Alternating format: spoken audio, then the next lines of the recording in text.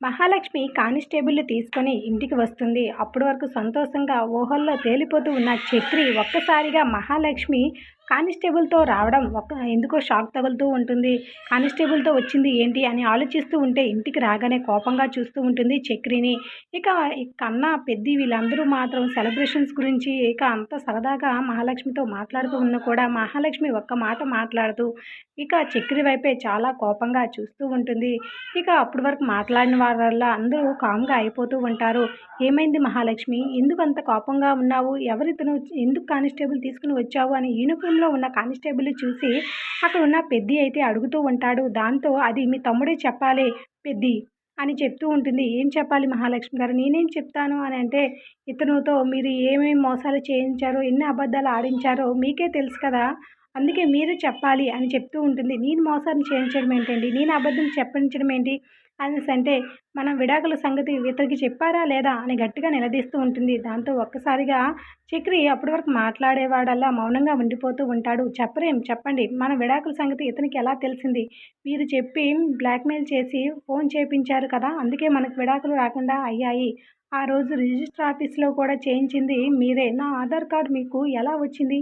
మీ దగ్గర నా డీటెయిల్స్ అన్నీ ఎలా ఉన్నాయి? అసలు ఆ రోజు రిజిస్ట్రేషన్ కూడా అవ్వకపోదును. మీరే దగ్గరుండి ఇదంతా చేయించారు. ఎందుకు చక్రి ఇదంతా చేశావు? చెప్పు. ఎందుకింత మోసం చేశావు? నన్నే నమ్మించి మోసం చేశావు. నా వెనకాలే ఉంటూ ఇదంతా ఎలా చేయాలనిపించింది? అని గట్టిగా కాలర్ పట్టుకొని చక్రిని గట్టిగా నిలదీస్తూ ఉంటే, ఇవేమీ తెలియని పెద్దితో పాటు కన్నా, కేశవ అందరూ కూడా అలాగే చూస్తూ ఉంటారు తప్ప వాళ్ళకి అక్కడ ఏమీ మాట్లాడాలని అనిపించదు. తప్పు మీద తప్పు చేస్తూ ఉన్న తమ్ముడి మీద అయితే పెద్దికి చాలా కోపం వస్తూ ఉంటుంది. ఎందుకు తన జీవితాన్ని వాడే ఇంత కాంప్లికేట్ చేసుకుంటున్నాడా అనేసి ఆలోచిస్తూ ఉంటాడు పెద్ది అయితే. మరొక వైపయితే మహాలక్ష్మి, చెప్పండి ఎందుకిదంతా చేశారు? నా ఆధార్ కార్డ్ మీ దగ్గరికి ఎలా వచ్చింది? అంటే మీకు ముందే తెలుసా ఇదంతా? ఎందుకు మోసం చేయాలనిపించింది? విడాకులు తీసుకున్నప్పుడు కూడా నా ముందు ఇస్తానని మాటిచ్చి నా వెనకాల ఇంత మోసం చేస్తారా? అని చెప్పి గట్టిగా నిలదీస్తూ ఉంటుంది.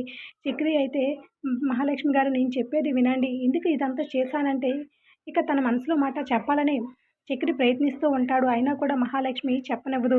ఆగండి చక్రి, ఇంకా ఎన్ని మోసాలు చేద్దామని, ఇంకెంత నన్ను నమ్మించి మోసం చేద్దామని చూస్తున్నారు చెప్పండి అనేసి గట్టిగా నిలదీస్తూ ఉంటుంది. అది కాదు మహాలక్ష్మి గారు, ఇప్పుడు నేను చెప్పేది వినండి. ఇప్పటి వరకు మిమ్మల్ని మోసం చేయలేవచ్చు. కానీ ఇప్పుడు నా మనసులో మాట చెప్తాను వినండి.